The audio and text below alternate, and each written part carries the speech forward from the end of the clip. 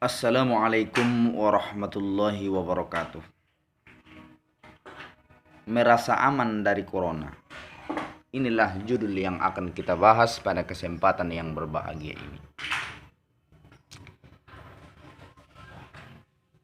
Di dalam menanggapi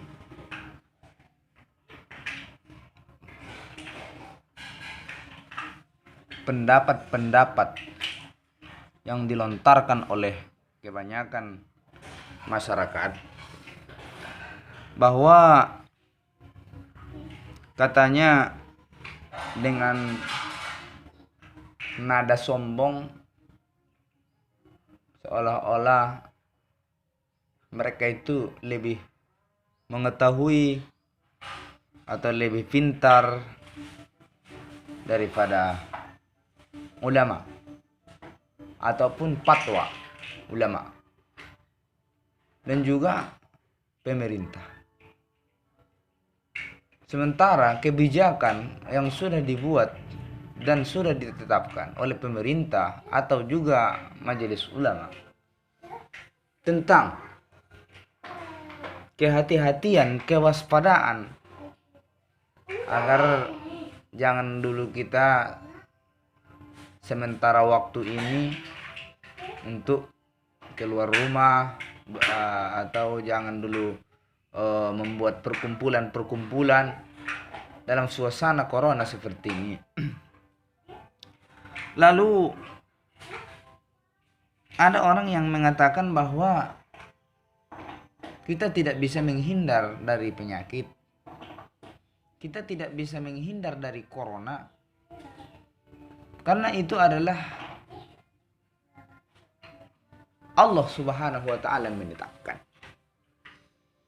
Jadi kalau Allah Subhanahu wa taala ingin menetapkan dan ingin mentakdirkan kepada kita terkena wabah ini, maka kita itu tidak bisa menghindar dan tidak akan ada yang bisa lari daripada takdir Allah. Ini kata mereka. Saudara-saudara, ada juga yang mengatakan bahwa dia sangat merasa aman dari corona karena merasa dekat dengan Allah. Ini adalah sesuatu yang keliru. Ketahuilah wahai saudara-saudaraku, Rasulullah adalah manusia yang paling dekat dengan Allah, bersembunyi di gua Thur dari kerajaan kafir Quraisy. Bukan karena dia takut atau pengecut, tapi risalah agama ini harus sampai ke generasi berikutnya. Nah, begitu juga Nabi Musa alaihissalam adalah salah satu ulul azmi, salah satu manusia yang paling dicintai oleh Allah Subhanahu wa taala, berlari menyeberangi laut, menghindari kejaran Firaun. Bukan karena Nabi Musa takut atau sebagai pengecut, tapi agama ini tidak menginginkan umatnya mati konyol. Nabi Ibrahim alaihissalam juga begitu. Nabi Ibrahim adalah manusia kedua yang paling dicintai oleh Allah Subhanahu wa taala setelah Nabi kita Muhammad sallallahu alaihi wasallam. Nabi Ibrahim pernah berlari dari kerajaan Namrud. Bukan karena Nabi Ibrahim takut atau pengecut, tapi agama ini kadang harus mengalah untuk mendapatkan kemenangan. Begitu juga Khalifah Umar radhiyallahu anhu adalah manusia yang dijamin masuk surga. Beliau itu pernah menghindari kampung yang terkena wabah taun, kampung yang sudah menular wabah penyakit. Nah, bukan karena dia itu takut atau pengecut, tapi beliau berpendapat bahwa berlarilah dari takdir buruk menuju takdir yang baik. Ini adalah bentuk usaha. Dan anehnya, mereka-mereka yang bukan Rasul, bukan Nabi, bukan pula manusia yang dijamin masuk surga, ya, bukan pula ahli agama, bahkan sholat pun tak pernah, tapi keberatan dengan ketetapan fatwa majelis ulama ataupun kebijakan yang dibuat oleh pemerintah tentang tidak bolehnya sholat Jumat bagi daerah yang sudah dilanda oleh wabah corona ini. Ya. Seolah-olah mereka itu menentang wabah ini dengan berkata jika kita dekat dengan Allah maka wabah itu tidak akan mendekati kita. Ketahuilah saudara-saudaraku, janganlah engkau jahil dengan ilmumu. Bukankah lebih baik menghindari mudarat daripada mengambil manfaat? Kita sudah tahu bahwa pandangan Ahlus Sunnah wal Jamaah sudah dijelaskan dalam kitab Usul Fikih, Dar'ul Mafasidi muqaddamun ala jalbil masalih. Menolak bahaya itu, menolak kerusakan itu, menghindar daripada mara bahaya itu lebih didahulukan, itu lebih baik daripada menarik kemaslahatan ataupun mengusahakan kebaikan.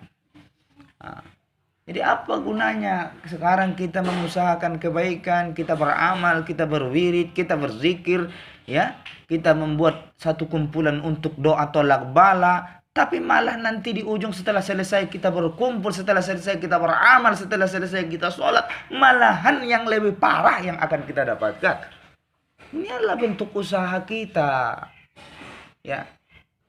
Jauh lebih baik menolak kejahatan, menolak kemudaratan daripada untuk mendatangkan ataupun menarik kemaslahatan.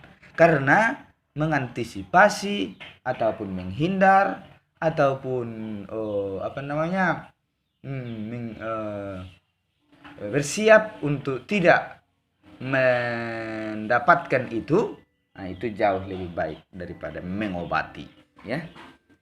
Jadi nanti daripada kita kena, lebih baik kita cegah, ya. Mencegah jauh lebih utama daripada mengobati. Nanti kalau sudah kena, baru ketahuan. Ini bukan main-main, saudara. Corona ini bukan main-main. Nah, jadi oleh karena itu, apa yang diputuskan oleh MUI itulah yang terbaik untuk saat ini di daerah yang sudah mewabah. Dan adapun di daerah kita memang sesuai fatwa Majelis Ulama Sumatera Utara, seperti biasa kita masih tetap melaksanakan sholat Jumat. Namun tetap juga kita harus hati-hati, mana tahu ada pendatang ataupun orang yang baru pulang dari perjalanan jauh yang ke daerah yang telah mewabah atau dikhawatirkan dia sudah terinfeksi virus ini, maka kita harus tetap hati-hati dan jangan sampai perkumpulan-perkumpulan ini kita leluasa untuk melakukannya sementara waktu ini. Saya yakin kita semua pun pasti juga merasa tidak enak dengan keputusan ini karena kita sudah terbiasa dengan melaksanakan amaliyah-amaliyah itu, apalagi sholat Jumat ataupun perkumpulan-perkumpulan zikir-zikir, pengajian-pengajian yang lain. Namun untuk sementara waktu ini, saudaraku sekalian, ini juga untuk kebaikan kita bersama. Janganlah kita menghakimi sendiri. Jangan kita melihat negatifnya. Kita cari masalahnya apa. Kenapa begitu? Kan itu. Jangan dilihat dari segi pelarangannya. Lihatlah dari segi kenapa itu dilarang. Apa alasan mereka, pemerintah ataupun ulama. Tentunya ulama itu adalah orang yang bijak, orang yang pintar. Mereka itu belajar agama, tentunya sangat jauh daripada pengetahuan kita. Jadi saya mohon, di dalam menjalani situasi seperti ini, saudaraku sekalian, janganlah kita saling membenci. Di situasi seperti ini masih saja saling membenci atau bermusuhan. Bisa saja besok kita atau aku, kamu atau aku yang terjangkiti virus ini. Ya, itu bisa jadi. Tapi na'udzubillah. Sudah cukuplah sampai di sini.